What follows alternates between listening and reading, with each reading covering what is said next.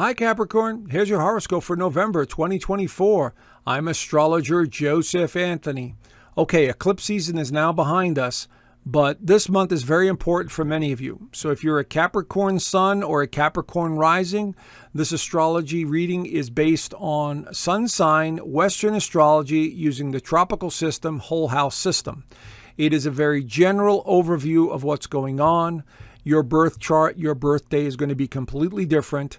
So we don't know how these alignments are going to actually affect you in your birth chart. But again, these sun charts are still 75% accurate. So you'll have an idea of what I'm talking about here, okay?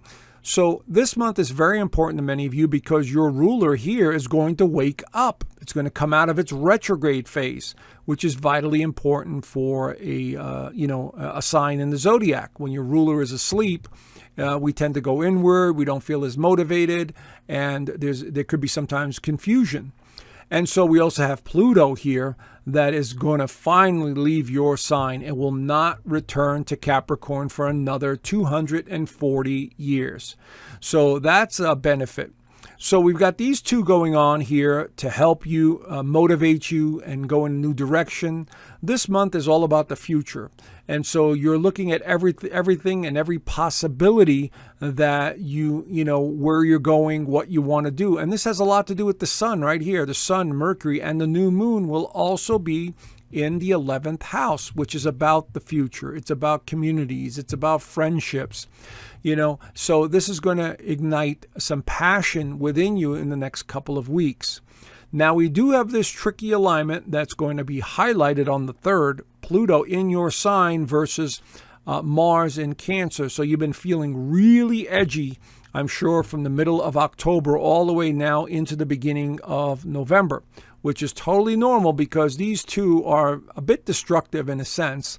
They're this push and pull of friction and fighting and conflict versus major transformation, psychological change, and the deepest part of our being that's being exposed. So here we have this tension in the air. So for the first couple of days of the month, it is a high energy, kind of tension-filled alignments that are occurring, but you're looking to the future for some major change, and that's what you have this month because of Pluto, because of your ruler, Saturn and the new moon. And speaking of the new moon, that happens right on the first day of November, right there at 9 degrees of Scorpio. So wherever that is in your actual birth chart, that's the area you want to look at. And so it could be related to work. It could be related to your daily routine. It could be related to, how you do things with other people. Health matters can be on the table, maybe feeling a little bit more stressed, a little bit more anxiety, and a little bit more nervous energy. A lot of people have been reporting that. And so this is kind of normal. Now, the ruler of this chart, of this new moon is Pluto right there. And it's in Capricorn. So this will affect you guys much more because of the rulership. And it's in your first house of identity and self. So what this new moon is suggesting is that you pick yourself up and go, that's it. I need to change. I understand the world is changing. I'm going to have to adapt accordingly. That's what this new moon is suggesting. And so you need to really start looking at the bigger picture now that Pluto will be out of your sign, and so there's nothing holding you back now from accomplishing whatever you want to accomplish. Just adapt accordingly because the entire world is undergoing a massive change now. If you've been following me a while, it's an economic change, it's a social change, and it's an energetic change. And so that's what's happening. So please don't take any of this personally like you're the only one that this is happening to. It's happening to everyone. The next thing we have is Mercury entering Sagittarius on the 2nd and 3rd right there. We have Venus in there as well. So things from the past, pertaining to the past, maybe focusing more on spiritual matters and things that could really help you out on some level with Mercury going through Sagittarius. Now, Mercury is going to go retrograde at the end of the month, but Mercury in Sagittarius is not that bad. It tends to be a little bit more optimistic. So it's in the 12th house. So, you might be working by yourself. You might feel a little restrictive at times, and your mind may be wandering a little bit more as Mercury makes its way through the 12th house. And this gets amplified even more when it goes retrograde at the end of the month. But overall, I don't see this as a bad alignment given the other things that are going on. Okay, so it's just going to make you more nostalgic than anything else. So keep that in mind. So if there's a project, a situation, or somebody from the past that you need to reconnect with, by all means, reconnect with them, because this is a very social month for many of you. Now, Mars opposed Pluto. Here's the big enchilada right before the election here in the United States, 2 days before the election. And so this one is that push and pull between another person, between yourself, struggle within yourself, struggle within a relationship of some kind. Maybe there's a child, there's a family member, something that's going on with your house or real estate matters that has been annoying you or is a little bit irritating. It really depends on your own personal situation. Of course, this is not going to be every Capricorn, but again, generally speaking, it is this push and pull of wanting to break free. And that's what these alignments do. When they put this kind of pressure on us, it forces us to change in some way. So this one's going to be real strong. And so for a couple of days from the beginning of the month till about the 3rd, 4th, and 5th, we'll continue to feel this energy in the air. But that energy will change quickly when Mars enters Leo. Now, Mars in Leo is a better fit for Mars. Mars does not do too well in Cancer, but Mars does very well in Leo. It's a very creative alignment, so it enters your 8th house of transformation. But this is also very psychic. This is also very creative. So this could also be very sexual. The 8th house represents sexuality, wanting more attention. Mars in Leo likes attention, so you might find yourself wanting to be in front of people or talking to your family and friends and kind of taking a leadership role as Mars makes its way through Leo. And that'll be active for about 6 weeks. The problem with Mars in Leo in the 8th house is from time to time you also value your privacy. The 8th house, the 12th house, and the 4th house all represent placements when there's planets going through there where you want your privacy, especially the 8th house. This is the dark, deep abyss of the subconscious.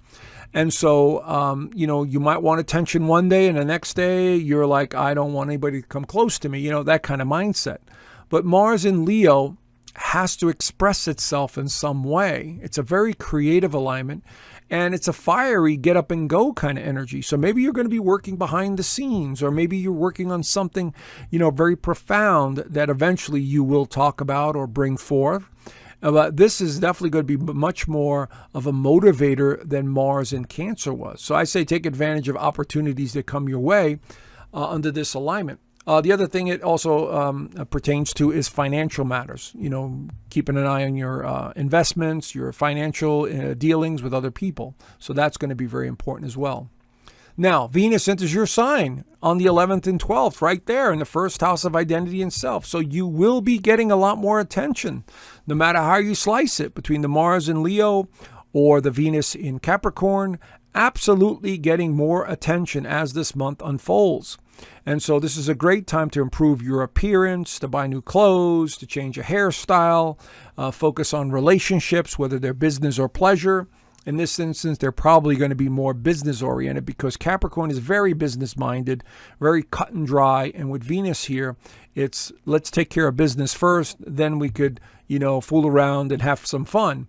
But it's still suggesting that you do have some fun. That's the big thing about Venus is, it's great to be serious and want to be in partnerships, but it's also a time where you must have a little bit more fun to balance all of that serious work. And speaking of serious, Saturn, the ruler of Capricorn, finally starts to move direct in your 3rd house of ideas and communication. So over the course of the next couple of months, you will start feeling much more empowered with your thoughts, your self-expression, your writing, communication, marketing. Anything that you want to do to express yourself, to be seen and heard, is going to help you. So I would suggest absolutely start moving in the direction that you need to go in. No matter what happens, you adapt accordingly, you see? And so this is going to help you. Venus is going to help you. Mars is going to help you. So I'm seeing a lot of positive stuff here that you could focus on. Now, the same day that Saturn goes direct, we have this full moon in Taurus that is conjunct unpredictable Uranus. So that's always a wild card in the bunch. But it is making a favorable alignment to Neptune and Pluto. So again, we're seeing maybe some surprises in the relationship, surprises with your children, surprises in investments or monetary issues. It could be something good, could be something not so good. It's really a wild card right now, given the current economic situation of the world. There's a new currency trying to emerge, and the powers that shouldn't be are trying to get that new currency to benefit them, and humanity's waking up. So it's a real tricky time for financial matters.